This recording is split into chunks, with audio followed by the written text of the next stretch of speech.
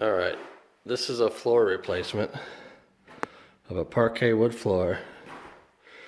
We built this house in 2007 and did the cement slab ourselves.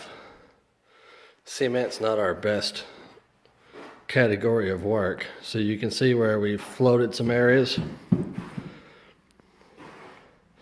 but the floor was still really uneven.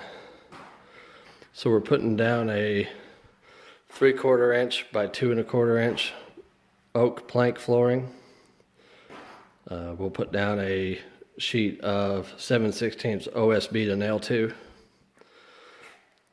and hopefully that will level our low areas and equal out our high areas. This is just the first of probably 5 videos. So once we get the rest of this floor tore up, we will show more information.